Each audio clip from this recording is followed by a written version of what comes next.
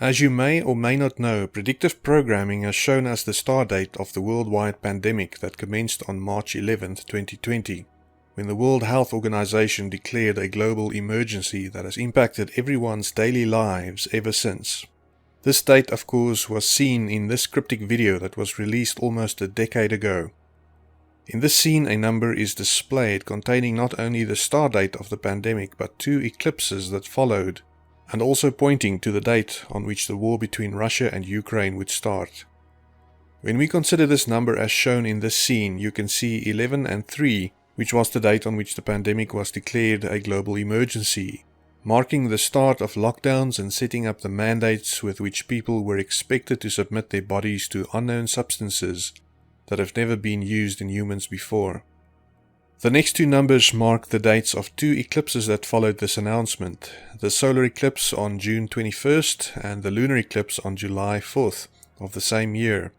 This is then followed by the number 600, and if you add 600 days to the lunar eclipse of July 4th, you arrive at the start date of the Russia-Ukraine war on February 24th, 2022. I've also shown in previous videos how the book of Daniel points to the events that have occurred during this period and shows us exactly when this time will end, and we read about this in Daniel 12. Please note that the word sacrifice, which I have struck through, does not appear in the Hebrew and was added by translators of the King James Bible. And I heard, but I understood not. Then said I, O my Lord, what shall be the end of these things? And he said, Go thy way, Daniel, for the words are closed up and sealed till the time of the end. Many shall be purified and made white and tried, but the wicked shall do wickedly, and none of the wicked shall understand, but the wise shall understand. And from the time that the daily sacrifice shall be taken away, and the abomination that maketh desolate set up, there shall be 1,290 days.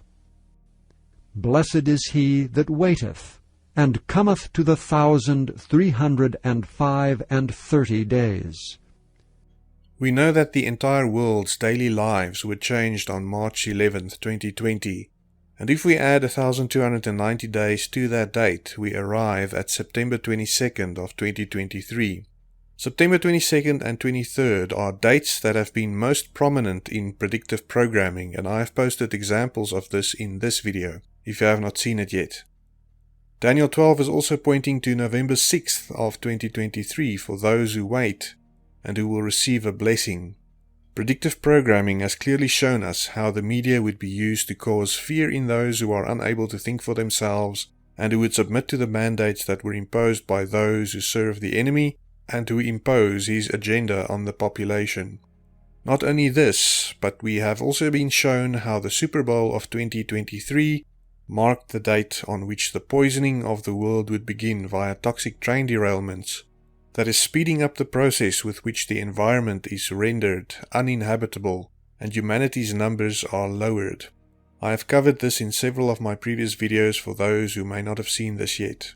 Something that I came across recently are 2 videos by John from Theology Ed, in which he discussed this number that appeared in the movie Knowing from 2009. I will leave links in the description if you would like to view them. What is interesting is that these numbers would seem to be pointing to May 15th of 2023, and the 445 or 445 that follows this date would seem to connect this date to the number sequence that was shown in the Be Ready video.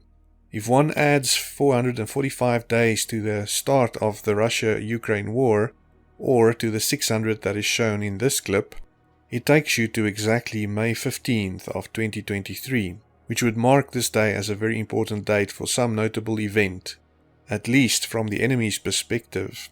And knowing their track record, we can certainly expect something significant to happen. All of this, of course, shown to us in plain sight. The question is then, how does this date fit in with the expectation of those who are watching for the return of our heavenly bridegroom, especially when one considers the application of second Passover, which was instituted by God for those who were defiled by dead bodies and for those who were on long journeys? When I thought about this, I was immediately reminded of a passage in the book of Jubilees, in which it is explained that Israel would be keeping their feasts 10 days too early. Before I continue, I know that there will be many who will say that the Book of Jubilees is not part of the Bible, so we should not pay any attention to what is written in it. My approach to this is that if the Bible speaks about extra biblical books, known to us as the Apocrypha, then we should probably understand why it refers to them and also consider the information contained in these books. In my studies, I have discovered that they provide a lot of detail on matters that are only touched on in the books that were included in the Bible.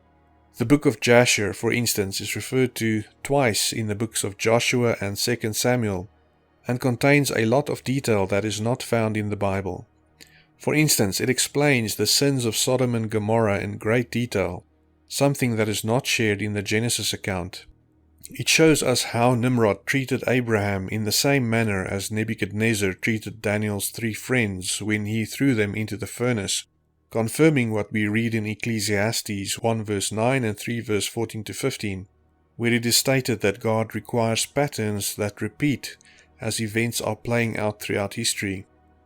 In the book of Enoch, a lot more detail concerning the interactions between the angelic beings known as the Watchers and the humans are provided, which are only touched on briefly in Genesis 6, and without this extra detail, the subject matter of Genesis 6 has been subject to all kinds of interpretations that make no sense, in light of the detail provided in the Apocrypha. I am not saying that we should treat the Apocrypha in exactly the same way as God's Word, but in my opinion there is a lot of benefit in studying the details that are provided in these books, which helps one to obtain a deeper insight into what is written in the Bible. Coming back to Second Passover then, and the date on which this should be celebrated, in Isaiah 1 we read the following: Bring no more vain oblations. Incense is an abomination unto me. The new moons and Sabbaths, the calling of assemblies, I cannot away with. It is iniquity, even the solemn meeting. Your new moons and your appointed feasts my soul hateth. They are a trouble unto me. I am weary to bear them. Once again we have a matter that is addressed in the Bible, but which lacks the detail as to exactly why God hates Israel's feasts. If, however, we consider what is written in the book of Jubilees, a book in which more detail on God's timing and specifically the Jubilees, Sabbaths, and appointed times are provided, we find a clear reason for the statement in Isaiah 1. For I know, and from henceforth shall I declare it unto thee, and it is not of my own devising, for the book lieth written before me, and on the heavenly tables the division of days is ordained, lest they forget the feasts of the covenant, and walk according to the feasts of the Gentiles, after their error and after their ignorance. For there will be those who will assuredly make observations of the moon, how it disturbeth the seasons, and cometh in from year to year, 10 days too soon. For this reason the years will come upon them when they will disturb the order, and make an abominable day the day of testimony, and an unclean day a feast day. And they will confound all the days, the holy with the unclean, and the unclean day with the holy. For they will go wrong as to the months and Sabbaths and feasts and jubilees. Concerning Israel's calendar, they adopted elements from the Canaanites and the Babylonians into their calendar, and they adopted a new solar-lunar calendar, with the moon determining their months, just as stated in the book of Jubilees. This calendar is different to the calendar that was originally given to Enoch, which is a 364-day solar calendar. It is then interesting that a lunar year is exactly 10 days shorter than the 364-day solar calendar. Israel's calendar currently shows that Second Passover starts on May 5th, and it coincides with a very special lunar eclipse as well as several other amazing heavenly signs. But when we consider what is written in Isaiah 1 with additional detail from the book of Jubilees, there is a possibility that Israel's date assigned to this feast may be incorrect, and it could very likely be 10 days too early according to what is explained to us in the book of Jubilees.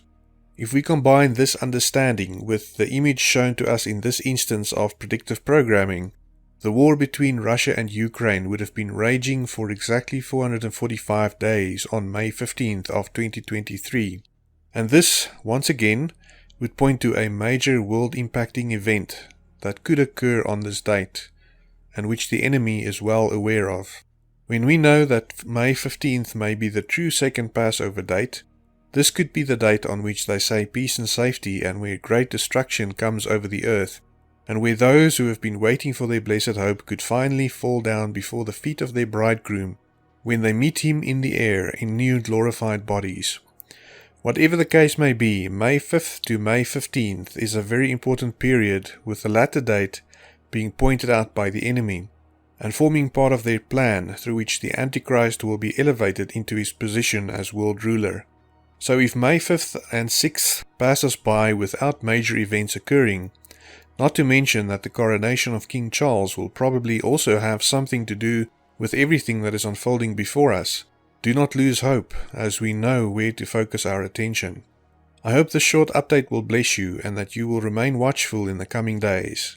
Until next time, or until we meet in the air, God bless.